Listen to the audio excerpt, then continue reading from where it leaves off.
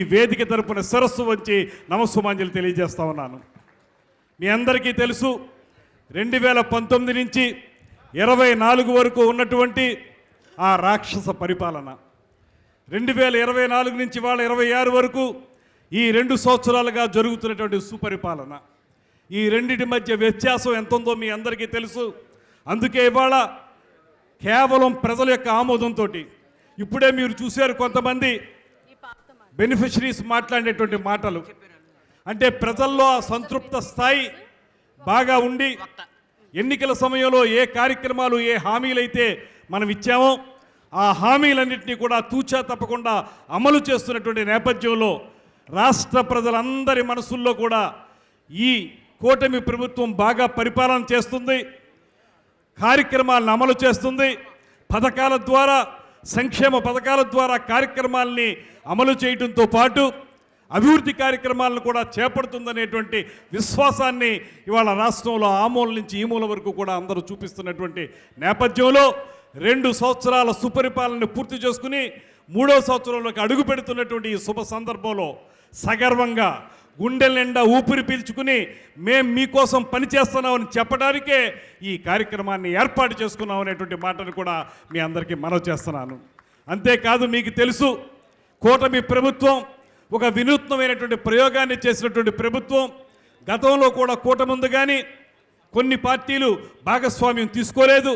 ఇవాళ మాత్రం కూటమి ప్రభుత్వంలో 3 పార్టీలు, ప్రధానమైన పార్టీలు తెలుగుదేశం పార్టీ, అదేవిధంగా జనసేన పార్టీ, భారతీయ జనతా పార్టీ, 3 పార్టీలకు సంబంధించినటువంటి భాగస్వామ్యం సమానంగా ఉండి 3 పార్టీలు కలిసి అద్భుతమైనటువంటి పరిపాలన అందిస్తున్నటువంటి ఈ శుభ సందర్భంలో దేశంలోనే గ్రేట్ విజనరీగా పేరు పొందినటువంటి మన ముఖ్యమంత్రి వర్యులు, పరిపాలనా దక్షులు, రాష్ట్రాన్ని ఆనాటి అవిభాజ్య ఆంధ్రప్రదేశ్ని కానీ ఇవాల్టి విభజిత ఆంధ్రప్రదేశ్ని కానీ అద్భుతమైన రీతిలో ముందుకు తీసుకెళ్తున్నటువంటి దార్శనిక నేత ముఖ్యమంత్రి చంద్రబాబు నాయుడు గారు ఒక పక్కన, మరో పక్కన పేదవాడికే అధికారం కావాలి కానీ రాజకీయ నాయకులకి కాదు, పేదవాడి కళ్ళల్లో ఆనందం చూడడానికే పార్టీ పెట్టారని చెప్పి ఆ పార్టీ ద్వారా కార్యక్రమాలు రూపకల్పన చేసి కూటమి వాళ్ళలా నిలబడడానికి ప్రధాన కారకులైనటువంటి కొణిదెల పవన్ కళ్యాణ్ గారు ఉప ముఖ్యమంత్రిగా మరోవైపు వీరిద్దరికీ పైన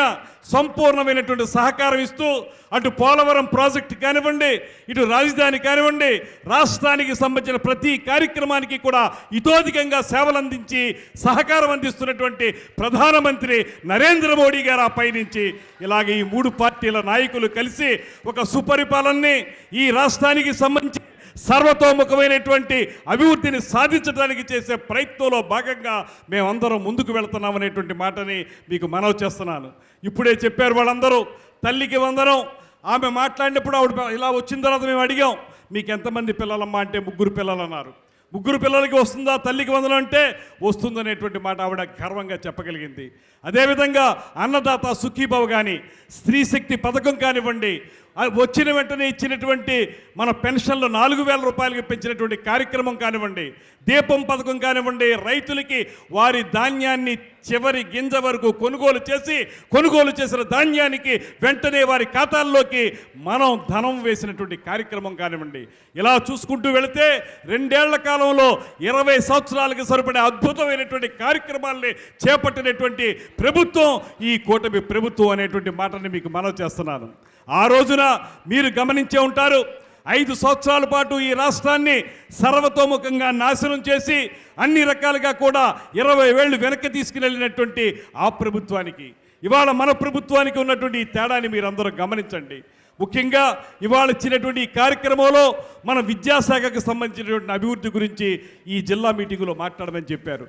మీ అందరికీ తెలుసు, నారా లోకేష్ గారు విద్యాశాఖ మంత్రిగా, ఐటీ మంత్రిగా ఈ రాష్ట్రంలో తీసుకొచ్చినటువంటి విప్లవాత్మకమైనటువంటి మార్పులు మనందరం గమనిస్తే గతంలో 10th క్లాస్ వరకు మాత్రమే పిల్లలకి యూనిఫామ్లు ఇవ్వటం కానీ ఇతరత్ర సౌకర్యాలు కల్పించడం కానీ జరిగేది. ఇవాళ ఈ ప్రభుత్వం వచ్చిన తర్వాత ఇంటర్మీడియట్ చదువుతున్న విద్యార్థులకు కూడా యూనిఫామ్లు ఇచ్చి వారికి అన్ని సౌకర్యాలు కల్పిస్తున్నటువంటి మొట్టమొదటి ప్రభుత్వం ఈ ఆంధ్రప్రదేశ్ ప్రభుత్వం అనేటువంటి మాటను కూడా మీకు మనవి చేస్తున్నాను. దాంతోపాటు ఇవాళ మీ అందరికీ తెలుసు, learning excellence in Andhra Pradesh leap అనేటువంటి ప్రోగ్రాం ద్వారా ఈ రాష్ట్రంలో ప్రతి విద్యావంతుడు కూడా సరైనటువంటి దారిలో పిల్లల్ని ముందుకు తీసుకువెళ్ళడానికి వీలుగా ఇవాళ కొత్తగా శాస్త్ర సాంకేతిక రంగాల్లో వస్తున్నటువంటి మార్పు ఏదైతే ఉందో అది ఏఐ కానివ్వండి, క్వాంటమ్ కంప్యూటర్స్ కానివ్వండి, వీటిలో చిన్నప్పటి నుంచి కూడా ప్రభుత్వ పాఠశాలల్లో చదివే పిల్లలకు కూడా ఆ శాస్త్ర సాంకేతిక విజ్ఞానం ఉండాలనేటువంటి మాటతోటి నారా లోకేష్ గారు తీసుకున్నటువంటి ఒక అద్భుతమైనటువంటి విప్లవాత్మకమైనటువంటి మార్పు ఇవాళ ఈ రాష్ట్రంలో విద్యారంగాన్ని పరుగులు పెట్టిస్తూ ఉంది. No bag day. అదేవిధంగా ప్రతి స్కూల్లో కూడా ప్రభుత్వ పాఠశాలలో సకల సౌకర్యాలు కల్పించాలనేటువంటి ఆలోచనతో ఒక పక్కన ప్రభుత్వం మాత్రమే కాకుండా మరో పక్కన కార్పొరేట్ సోషల్ రెస్పాన్సిబిలిటీ ద్వారా ఇతరత్ర సంస్థలు ఏవైతే ఉన్నాయో వారి ద్వారా కూడా విద్యారంగాన్ని అద్భుతంగా ముందుకు తీసుకెళ్ళడానికి జరిగిన ప్రయత్నాన్ని మీరందరూ గమనించాలి. ఇవాళ మీ అందరికీ ఒక్కటే మనవి చేస్తున్నాను, ఇంత పెద్ద ఎత్తున మీరందరూ వచ్చారు, మీ అందరికీ కూడా ముకుళిత హస్తాలతోటి మేము మనవి చేసేది ఒక్కటే, ఈ ప్రభుత్వం పేద ప్రజల సంక్షేమం కోసం, యువత సంక్షేమం కోసం, రైతుల సంక్షేమం కోసం కట్టుబడినటువంటి ప్రభుత్వం. అంతేకాదు మీరు గమనించారు, మెగా డిఎస్సి అనేది ఆ రోజు ఆ ప్రభుత్వం కబుర్లు చెప్పింది తప్పితే ఏనాడు కూడా మెగా డిఎస్సిని ఏర్పాటు చేయలేదు. ఇవాళ ఈ ప్రభుత్వం వచ్చిన వెంటనే రమారమి 16,343 టీచర్ పోస్టులు భర్తీ చేసి వాటికి లెటర్లు కూడా ఇచ్చినటువంటి సంగతిని మీ అందరికీ నేను గుర్తు చేస్తా ఉన్నాను. ఇటువంటి అద్భుతమైనటువంటి కార్యక్రమం అదేవిధంగా 2029 వచ్చే నాటికి 20 లక్షల ఉద్యోగాల కల్పన ద్వారా పేద ప్రజలందరికీ ఉపాధి అవకాశాలు కల్పించాలనేటువంటి ఆలోచనలు చేసి దానికి ఒక కమిటీని వేశారు. ఆ జీఓఎంలో నేను కూడా ఉన్నాను.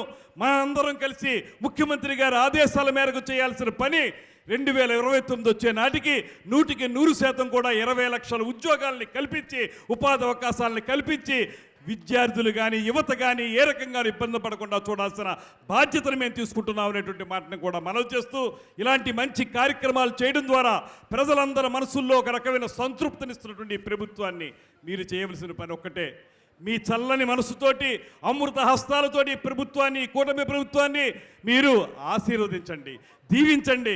ఈ ప్రభుత్వం 10 కాలాల పాటు నిలబడాలనేట్లుగా, అదేవిధంగా పవన్ కళ్యాణ్ గారు చెప్పినట్లుగా 15 సంవత్సరాల పాటు ఇదే స్ఫూర్తి ముందుకు వెళ్ళే విధంగా మనందరం కలిసి పనిచేసుకోవాల్సినటువంటి అవసరం ఉంది. దీన్ని ముందుకు తీసుకెళ్ళడానికి పార్టీ నాయకులుగా మేము అందరూ సిద్ధంగా ఉన్నాం. మీరు కూడా కార్యకర్తలుగా కానీ నాయకులుగా కానీ ఈ సుపరిపాలనని కొనసాగించడానికి కృషి చేయాల్సిన బాధ్యత మన మీద ఉంది. ఇంత మాత్రం చేత మనకు అన్ని కార్యక్రమాలు పూర్తయ్యాయనేటువంటి మాట మేము చెప్పడం లేదు. మరో 3 సంవత్సరాల పాటు అనేక కార్యక్రమాలను చేపట్టాల్సి ఉంది. ఇళ్ల పట్టాలు కానివ్వండి, రేషన్ కార్డులు కానివ్వండి, అదేవిధంగా కొత్త పెన్షన్లు కానివ్వండి, వీటన్నిటికీ ముఖ్యమంత్రి గారు ఒక ప్రత్యేకమైన కార్యాచరణను ఏర్పాటు చేశారు. దాని ద్వారా రాబోయే రోజుల్లో మహిళామ తల్లులకి, అదేవిధంగా ఇతరత్ర ఇబ్బందులు ఉన్న ప్రతి ఒక్కరికి కూడా పెన్షన్లు ఏర్పాటు చేసే కార్యక్రమాన్ని చేపడతామనేటువంటి మాటని మీ అందరికీ మనవి చేసుకుంటూ, చైతన్యవంతమైనటువంటి ఈ ప్రాంతం కందుకూరి వీరేశలింగం పంతులు, టంగుటూరి ప్రకాశం పంతులు, నన్నయ్య, అంతకుముందు నన్నయ్య లాంటి అత్యద్భుతమైనటువంటి మనుషుల్ని ప్రసాదించి నవనవోన్మేష సుందర వదనారవిందగా విరాజిల్లుతున్నటువంటి ఈ రాజమహేంద్రవరం గడ్డ నుంచి మిమ్మల్ని అందరినీ ముకుళిత హస్తాలతో కోరుకుంటున్నాం. ఈ సుపరిపాలన కొనసాగించే విధంగా మీరందరూ కూడా సహకరించండి అనేటువంటి మాటను తెలియజేసుకుంటూ సెలవు తీసుకుంటున్నాను. నమస్కారం. జై హింద్, జై తెలుగు తల్లి.